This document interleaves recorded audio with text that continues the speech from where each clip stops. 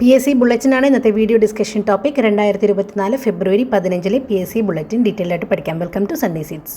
ഓരോരോ സെക്ഷനായിട്ട് തുടങ്ങാം. ആദ്യത്തേത് കലയും സാഹിത്യവുമാണ്. ചോദ്യം കൃത്യമായിട്ട് കേൾക്കണം, അതിനുശേഷം ഉത്തരം ശ്രദ്ധിക്കണം. ചിലരെ ചോദ്യം ശ്രദ്ധിക്കത്തില്ല, ഉത്തരം കേൾക്കാൻ വേണ്ടി മാത്രം ഇരിക്കും. ഉത്തരം പഠിച്ചു വയ്ക്കുക എന്നുള്ളതല്ല, നമ്മുടെ ആദ്യം ക്വസ്റ്റ്യൻ ക്ലിയർ ആയിട്ട് മനസ്സിലാക്കുക. ആ ചോദ്യത്തിൽ തന്നെ പല ഉപചോദ്യങ്ങളും ഉത്തരങ്ങളും ഒക്കെ നിങ്ങൾക്ക് കിട്ടും. അപ്പോൾ ആദ്യത്തെ ചോദ്യം ശ്രദ്ധിക്കാം. അമ്പലപ്പുഴ സഹോദരന്മാർ എന്ന പേരിൽ പ്രസിദ്ധിയാർജിച്ച ശങ്കരനാരായണ പണിക്കരും ഗോപാലകൃഷ്ണ പണിക്കരും ഏത് മേഖലയിലാണ് തിളങ്ങിയത്? അപ്പോൾ ചോദ്യം കൃത്യമായിട്ട് ശ്രദ്ധിച്ചവരുണ്ടെങ്കിൽ മനസ്സിലാവും അമ്പലപ്പുഴ സഹോദരന്മാർ ആരൊക്കെയാണ്. ശങ്കരനാരായണ പണിക്കരും ഗോപാലകൃഷ്ണ പണിക്കരും. നിങ്ങൾ ശ്രദ്ധിച്ചായിരുന്നോ? അപ്പോൾ ഇത് ചോദ്യം ഇങ്ങനെ ഡയറക്റ്റായിട്ട് ചോദിക്കണമെന്നില്ല. ഈ ചോദ്യം ചിലപ്പോൾ താഴെ തന്നിരിക്കുന്നവരിൽ അമ്പലപ്പുഴ സഹോദരന്മാരിൽ പെടാത്തത് ആരാണ് എന്നൊക്കെ ചോദിക്കാം. അപ്പോൾ നമുക്ക് കൃത്യമായിട്ട് ഈ അമ്പലപ്പുഴ സഹോദരന്മാർ ആരൊക്കെയാണെന്ന് മനസ്സിലാക്കി വെക്കണം. അപ്പോൾ ഈ ചോദ്യത്തിലുണ്ടായിരുന്നല്ലോ ആ ഉത്തരം. അതുകൊണ്ടാണ് ഞാൻ പറഞ്ഞത് ചോദ്യം കൃത്യമായിട്ട് ശ്രദ്ധിക്കണം എന്ന്. അമ്പലപ്പുഴ സഹോദരന്മാർ എന്ന പേരിൽ പ്രസിദ്ധിയാർജിച്ചത് ശങ്കരനാരായണ പണിക്കരും ഗോപാലകൃഷ്ണ പണിക്കരും. അവരേത് മേഖലയിലാണ് തിളങ്ങിയത്? നാദസ്വരം. ക്ലിയർ? അടുത്ത ക്വസ്റ്റ്യൻ.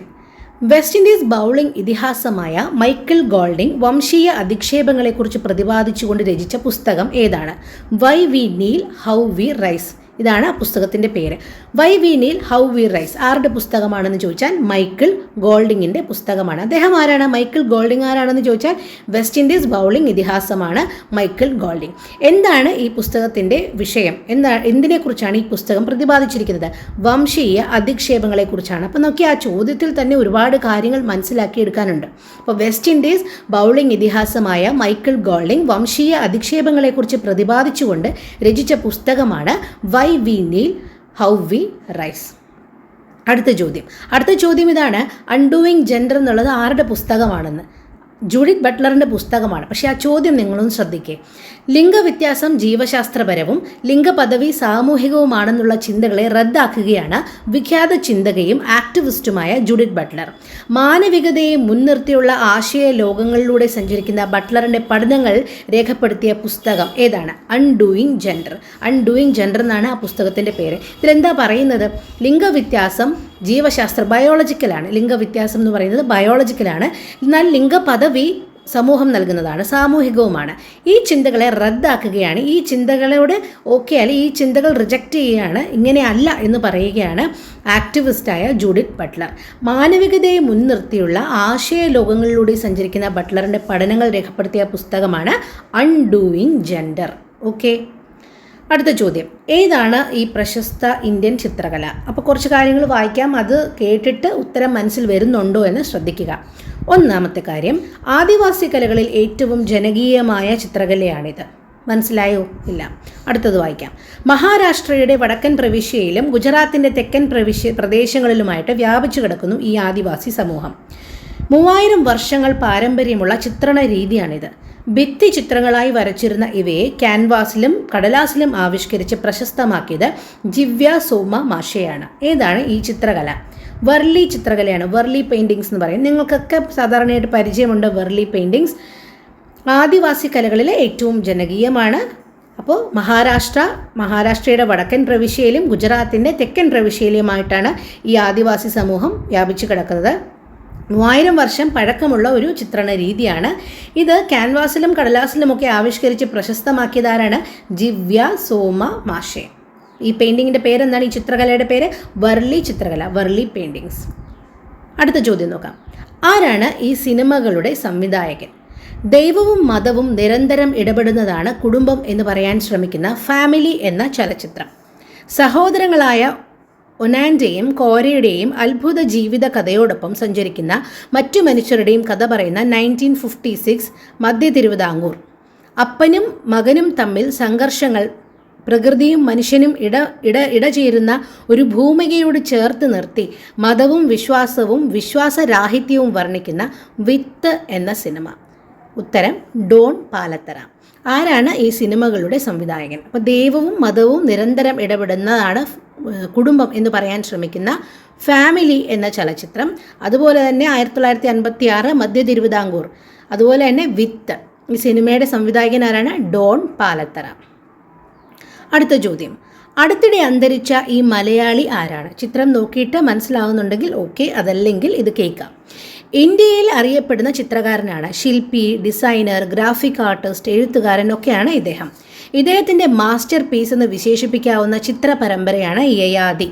കേരള ലളിതകലാ അക്കാദമി ചെയർമാനായിരുന്നു. 2002 ലളിതകലാ അക്കാദമി ഫെലോഷിപ്പ് ലഭിച്ചിട്ടുണ്ട്. 2005 പത്മഭൂഷൺ ലഭിച്ചിട്ടുണ്ട്. ഈ പ്രതിഭയെ 2013 മഹാത്മാഗാന്ധി സർവകലാശാല ഡോക്ടറേറ്റ് നൽകി ആദരിച്ചിട്ടുണ്ട്. ആരാണ് ഇദ്ദേഹം? എ രാമചന്ദ്രൻ. ഒന്നുകൂടി പറയാം ഇദ്ദേഹം. അപ്പോൾ എ രാമചന്ദ്രൻ എന്ന് പറയുന്നത് ആദ്യം പറയാം മലയാളിയാണ്. ഇന്ത്യയിൽ അറിയപ്പെടുന്ന ചിത്രകാരനാണ്. ശില്പി, ഡിസൈനർ, ഗ്രാഫിക് ആർട്ടിസ്റ്റ്, എഴുത്തുകാരൻ ഒക്കെയാണ്. ഇദ്ദേഹത്തിൻ്റെ മാസ്റ്റർ പീസാണ് ഏത് ചിത്ര പരമ്പര? യയാതി. അപ്പോൾ കേരള ലളിതകലാ അക്കാദമിയുടെ ചെയർമാനാണ്. ലളിതകലാ അക്കാദമിയുടെ ഫെലോഷിപ്പ് കിട്ടിയിട്ടുണ്ട് 2002, പത്മഭൂഷൺ കിട്ടിയിട്ടുണ്ട് 2005, 2013 മഹാത്മാഗാന്ധി സർവകലാശാല ഇദ്ദേഹത്തിന് ഡോക്ടറേറ്റ് നൽകി ആദരിച്ചിട്ടുണ്ട്. ആരെക്കുറിച്ചാണ് നമ്മൾ സംസാരിക്കുന്നത്? മലയാളിയായ എ രാമചന്ദ്രൻ. 281 ആൻഡ് ബിയോണ്ട് ഏത് ക്രിക്കറ്ററുടെ ആത്മകഥയാണ്? VVS ലക്ഷ്മണൻ്റെ ആത്മകഥയാണ് 281 ആൻഡ് ബിയോണ്ട് എന്നുള്ളത്. തിയറി ഓഫ് മ്യൂസിക്കൽ ഇൻസ്ട്രുമെൻറ്റ്സ് എന്ന കൃതി രചിച്ച ഇന്ത്യൻ ശാസ്ത്രജ്ഞൻ ആരാണ്? CV രാമൻ. CV രാമൻ്റെയാണ് തിയറി ഓഫ് മ്യൂസിക്കൽ ഇൻസ്ട്രുമെൻറ്റ്സ് എന്ന കൃതി. അപ്പോൾ 281 ആൻഡ് ബിയോണ്ട് VVS ലക്ഷ്മണൻ്റെ, theory of musical instruments CV രാമൻ്റെ. അപ്പോൾ നമ്മൾ ഇപ്പുറത്ത് പഠിച്ചത് ഓർമ്മയുണ്ടോ? ജൂഡിത്ത് ബട്ട്ലറിൻ്റെയാണ് undoing gender. Why we kneel how we race എന്നുള്ളത് ആരുടെയായിരുന്നു? മൈക്കിൾ ഗോൾഡിങ്ങിൻ്റെ പുസ്തകമാണ്. അപ്പോൾ ഇത്രയും കാര്യങ്ങൾ ഓർത്തിരിക്കണം. ഒന്നുകൂടി പറയാം. Why we kneel how we rise, Michael Holding. Undoing gender, Judith Butler. 281 and beyond VVS Laxman. Theory of musical instruments CV Raman. Bhagavata Mela ഏത് സംസ്ഥാനത്തിൻ്റെ നാടോടി നൃത്തമാണ്? ഭാഗവതമേള ഏത് സംസ്ഥാനത്തിൻ്റെ നാടോടി നൃത്തമാണ്? ആന്ധ്രാപ്രദേശിൻ്റെ നാടോടി നൃത്തമാണ് ഭാഗവതമേള. കാളിദാസൻ്റെ ജീവിതത്തെക്കുറിച്ച് ONV കുറുപ്പ് രചിച്ച കാവ്യം ഏതാണ്? ഉജ്ജയിനി. ഉജ്ജയിനിയാണ് കാളിദാസൻ്റെ ജീവിതത്തെക്കുറിച്ച് ONV കുറുപ്പിൻ്റെ കൃതി. ONV കുറുപ്പിൻ്റെ കൃതി ഉജ്ജയിനി കാളിദാസൻ്റെ ജീവിതത്തെപ്പറ്റി ഉള്ളതാണ്. ശ്രീകണ്ഠേശ്വരം പത്മനാഭൻ പിള്ള 1923 പ്രസിദ്ധീകരിച്ച ബൃഹത്തായ മലയാളം നിഘണ്ടുവിൻ്റെ പേര്? ശബ്ദതാരാവലി. അപ്പോൾ ശബ്ദതാരാവലി ആരുടെയാണ്? ശ്രീകണ്ഠേശ്വരം പത്മനാഭൻ പിള്ള. 1923 പ്രസിദ്ധീകരിച്ചത്. മലയാളം നിഘണ്ടുവാണ് ശബ്ദതാരാവലി. ഫെമിനിസ്റ്റ് സാഹിത്യ ചിന്തയ്ക്ക് അടിത്തറയിട്ട കൃതികളിൽ ഒന്നായ a room of one's own എന്നത് രചിച്ചത് ആരാണ്? വെർജീനിയ വൂൾഫിൻ്റെയാണ് a room of one's own എന്ന കൃതി. പുസ്തകത്തോളം വിശ്വസ്തനായ മറ്റൊരു സുഹൃത്തില്ല. ആരുടെ വാക്കുകളാണ്? ഏണസ്റ്റ് ഹെമിംഗ്വേയുടെ വാക്കുകളാണ്. പുസ്തകത്തോളം വിശ്വസ്തനായ മറ്റൊരു സുഹൃത്തില്ല എന്നുള്ളത്. മലയാളവും സംസ്കൃതവും കലർന്ന മിശ്ര സാഹിത്യ ഭാഷയ്ക്ക് പറയുന്ന പേരെന്താണ്? സ്കൂളിലൊക്കെ നമ്മൾ പഠിച്ചിട്ടുള്ളതാണ് മണിപ്രവാളം. എന്താണ്? മലയാളവും സംസ്കൃതവും കലർന്നതാണ് മണിപ്രവാളം. റിവൈസ് ചെയ്യണോ? ഉജ്ജയിനി എന്താണ്? കാളിദാസൻ്റെ ജീവിതത്തെക്കുറിച്ച് ONV കുറുപ്പിൻ്റെ കൃതിയാണ് ഉജ്ജയിനി. ഭാഗവതമേള ഏത് സംസ്ഥാനത്തിൻ്റെ നാടോടി നൃത്തമാണ്? Andhra Pradesh. Theory of musical instruments ആരുടെ കൃതിയാണ്? CV Raman. 281 and beyond VVS Laxman. Sabdatharavali Sreekanteswaram Padmanabhan പിള്ളയുടെയാണ്. 1923 പ്രസിദ്ധീകരിക്കുന്നത്. മലയാളം നിഘണ്ടുവാണ് Sabdatharavali. A room of one's own ആരുടെ കൃതിയാണ്? വെർജീനിയ വൂൾഫിൻ്റെ കൃതിയാണ്. ഏണസ്റ്റ് ഹെമിംഗ്വേയുടെ വാക്കുകൾ നമ്മൾ പഠിച്ചു. എന്തായിരുന്നത്? പുസ്തകത്തോളം വിശ്വസ്തനായ മറ്റൊരു സുഹൃത്തില്ല എന്നുള്ളത്. പിന്നെ undoing gender, Judith Butler. Repeat ചെയ്ത് പറയുന്നത് നിങ്ങൾ ഓർത്തിരിക്കാൻ വേണ്ടിയിട്ടാണ്. Why we kneel how we rise ആരുടെയാണ്? Michael Golding. Clear. Warli paintings നമ്മൾ പഠിച്ചു. മഹാരാഷ്ട്രയുടെ വടക്കൻ പ്രവിശ്യയിലും ഗുജറാത്തിൻ്റെ തെക്കൻ പ്രവിശ്യയിലുമുള്ള ആദിവാസി സമൂഹത്തിൻ്റെ ചിത്രണ രീതിയാണ് വർലി പെയിൻറ്റിങ്സ്. അടുത്ത ചോദ്യം നോക്കാം. എഴുത്തുകാരനെ തേടി 6 കഥാപാത്രങ്ങൾ 6 characters in search of an author എന്ന നാടകം എഴുതിയത് ആരാണ്? ലൂയി പിരാൻഡെലോ. എഴുത്തുകാരനെ തേടി 6 കഥാപാത്രങ്ങൾ 6 characters in search of an author ആരുടെ കൃതിയാണ്? ലൂയി പിരാൻഡെലോ. ഏതാണ് ഈ കവിത? നോക്കാം. 1949 ഓഗസ്റ്റിൽ 1ഉം 2ഉം ഭാഗങ്ങൾ പ്രസിദ്ധീകരിച്ചു. 1950 ഫെബ്രുവരിയിൽ 3ആം ഭാഗം, മാർച്ചിൽ അവസാന ഭാഗവും പ്രസിദ്ധീകരിച്ചു. വൈലോപ്പള്ളിയുടെ പ്രശസ്തമായ ഈ മലയാള കവിത മലയാള സാഹിത്യ ചരിത്രത്തിൽ തന്നെ ദീർഘമായ ഇടവേളകൾ എടുത്ത് പ്രസിദ്ധീകരിച്ച അപൂർവ കവിതകളിൽ ഒന്നാണ്. ഏതാണ് ഈ കവിത? കുടിയൊഴിക്കലാണ്. വൈലോപ്പള്ളിയുടെ കുടിയൊഴിക്കൽ എന്ന കവിതയാണ് മലയാള സാഹിത്യ ചരിത്രത്തിൽ തന്നെ ദീർഘമായ ഇടവേളകൾ എടുത്ത് പ്രസിദ്ധീകരിച്ച കവിത. വൈലോപ്പള്ളിയുടെ Kudiyozhikkal. Clear? Based on no nation എന്ന ഗ്രാഫിറ്റി സീരീസ് അഫ്ഗാനിസ്ഥാനിലെ ഏക വനിതാ ഗ്രാഫിറ്റി കലാകാരിയുടേതാണ്. ആരാണ് ഈ കലാകാരി? ഷംസിയ ഹസാനി. അപ്പോൾ അഫ്ഗാനിസ്ഥാനിലെ ഏക വനിതാ ഗ്രാഫിറ്റി കലാകാരിയുടെ പേരെന്താണ്? ഷംസിയ ഹസാനി. അവരുടെ സീരീസിൻ്റെ പേരെന്താ? Based on no nation. അടുത്ത ചോദ്യം. 18-ാം നൂറ്റാണ്ടിലെ അവസാന ദശകങ്ങളിൽ സ്പെയിനിൽ രൂപപ്പെട്ടു വന്ന ഈ നൃത്തത്തിൽ സ്ത്രീയും പുരുഷനും ജോഡിയായിട്ടാണ് ചുവടുവെക്കുന്നത്. പതിഞ്ഞ താളത്തിലുള്ള ഒരു നാടോടി ഗാനത്തിൻ്റെ അകമ്പടിയോടെയാണ് കലാകാരന്മാർ നൃത്തം ചെയ്യുന്നത്. ഫ്രാൻസിലും ലാറ്റിൻ അമേരിക്കയിലും വരെ ഈ നൃത്തം പ്രചാരം നേടി. ഒരു കാലത്ത് സ്പെയിനിൻ്റെ ദേശീയ നൃത്തമായിട്ട് കൂടി ഇതിനെ പരിഗണിച്ചിരുന്നു. ഏതാണ് ഈ നൃത്തരൂപം? അതിൻ്റെ ഉത്തരം എന്താണ്? ബൊലേറോ. അപ്പോൾ ബൊലേറോ എന്നാൽ 18-ാം നൂറ്റാണ്ടിൻ്റെ അവസാന ദശകങ്ങളിൽ സ്പെയിനിൽ രൂപപ്പെട്ടു വന്ന ഒരു നൃത്തരൂപമാണ്. സ്ത്രീയും പുരുഷനും ജോഡിയായിട്ടാണ് ഇതിന് ചുവടുവെക്കുന്നത്. പതിഞ്ഞ താളത്തിലുള്ള ഒരു നാടോടി ഗാനത്തിൻ്റെ അകമ്പടിയിലാണ് ഈ കലാകാരന്മാർ നൃത്തം ചെയ്യുന്നത്. അതുപോലെ ഫ്രാൻസിലും ലാറ്റിൻ അമേരിക്കയിലും ഈ നൃത്തം പ്രചാരം നേടിയിട്ടുണ്ടായിരുന്നു. ഒരു കാലത്ത് സ്പെയിനിൻ്റെ ദേശീയ നൃത്തമായിട്ട് പരിഗണിച്ചിരുന്നു ബൊലേറോ. ഉത്തരം. ഓക്കെ. അടുത്ത ചോദ്യം.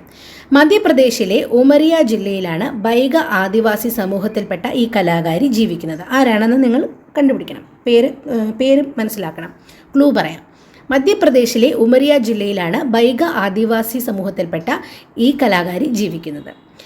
അപ്പോൾ ബൈഗ ആദിവാസി സമൂഹം എവിടെയാണെന്ന് ചോദിച്ചാൽ എന്ത് പറയും? മധ്യപ്രദേശിലെ ഉമറിയ ജില്ലയിലാണ് ബൈഗ ആദിവാസി സമൂഹം ഉള്ളത്. അപ്പോൾ അവരുടെ കൂട്ടത്തിലാണ് ഈ കലാകാരി ജീവിക്കുന്നത്. ബൈഗ എന്ന പേരിലുള്ള ഈ കലാനിർമ്മിതിയിൽ പ്രമുഖ സ്ഥാനമാണ് ഇവർക്കുള്ളത്. ഭോപ്പാൽ, ഡൽഹി, മിലൻ, പാരീസ് എന്നിവിടങ്ങളിൽ കലാസൃഷ്ടികൾ അവതരിപ്പിച്ചിട്ടുള്ള ഇവർക്ക് 2022 നാരി ശക്തി പുരസ്കാരവും 2023 പത്മശ്രീ പുരസ്കാരവും ലഭിച്ചിട്ടുണ്ട്. ആരാണ് ഈ കലാകാരി? പേരെന്താ? ജ്യോതയ്യ ബായി ബൈഗ. ജ്യോതയ്യ ബായി ബൈഗ. അടുത്ത ചോദ്യം. പി പത്മരാജൻ്റെ ഒരു നോവലിൽ പ്രത്യക്ഷപ്പെടുന്ന സ്ഥലമാണ് തമാശക്കോട്ട. ഏത് നോവലിലാണ് ഈ സ്ഥലം കടന്നു വരുന്നത്? പി പത്മരാജൻ്റെ ഒരു നോവലിൽ ഉള്ള സ്ഥലമാണ് തമാശക്കോട്ട. ഏത് നോവലിലാണ്? പ്രതിമയും രാജകുമാരിയും. മസൂർക്ക ഏത് യൂറോപ്യൻ രാജ്യത്തിൻ്റെ നൃത്തമാണ്? പോളണ്ടിൻ്റെ നൃത്തമാണ് മജർക്ക. മജർക്ക എന്നാണ് മലയാളത്തിൽ എഴുതിയിരിക്കുന്നത്. മജർക്ക യൂറോപ്യൻ രാജ്യത്തിൻ്റെ നൃത്തമാണ്. പോളണ്ടിൻ്റെ നൃത്തമാണ്. വിഭജനത്തോടനുബന്ധിച്ച് കിഴക്കൻ പാകിസ്ഥാനിലെത്തിയ അഭയാർത്ഥി കുടുംബങ്ങളുടെ പ്രശ്നങ്ങൾ അവതരിപ്പിക്കുന്ന ഋത്വിക് ഘട്ടിൻ്റെ ചിത്രത്രയം ഏതാണ്? മേഘേ ധാക്ക താര, കോമൾ ഗാന്ധാർ, സുവർണരേഖ. ഇതാണ് മേഘേ ധാക്ക താര, കോമൾ ഗാന്ധാർ, സുവർണരേഖ. വിഭജനത്തിനോടനുബന്ധിച്ച് കിഴക്കൻ പാകിസ്ഥാനിലെത്തിയ അഭയാർത്ഥി കുടുംബങ്ങളുടെ പ്രശ്നങ്ങൾ അവതരിപ്പിക്കുന്ന ഋത്വിക് ഘട്ടിൻ്റെ ചിത്രത്രയം. 3 ചിത്രങ്ങൾ. അതാണ് മേഘേ ധാക്ക താര, കോമൾ ഗാന്ധാർ, സുവർണരേഖ. അടുത്ത ചോദ്യം. ഡച്ച് ചിത്രകാരനും യൂറോപ്പിലെ യുവചിന്തകരിൽ ഒരാളുമായ റൂജർ ബ്രെക്മാൻ്റെ 2021 പ്രസിദ്ധീകരിച്ച ഈ പുസ്തകം മാനവരാശിയുടെ നന്മകളെ പ്രകീർത്തിക്കുന്ന അപൂർവ കൃതികളിൽ ഒന്നാണ്. ഏതാണ് കൃതി?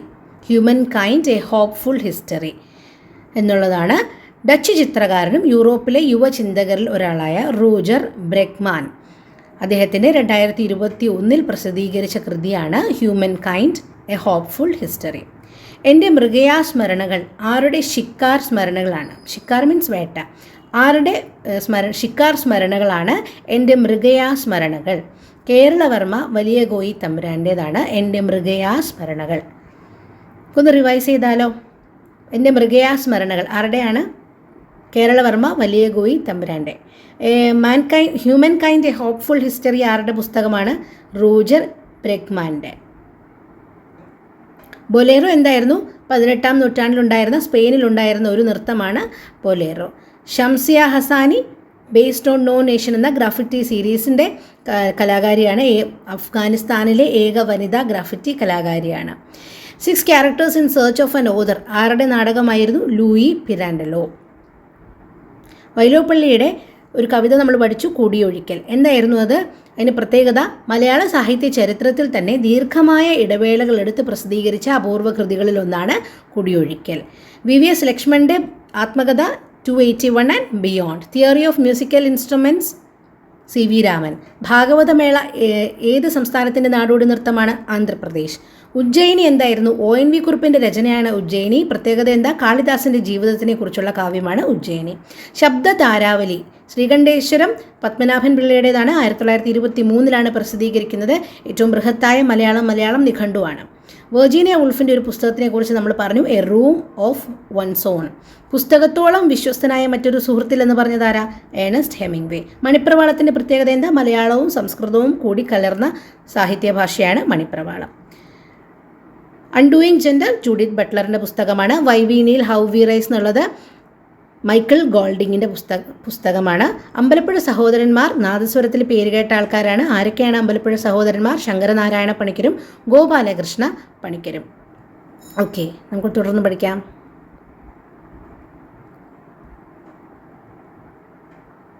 കലയും സാഹിത്യവും. ഒരു ചോദ്യം കൂടിയുള്ളൂ.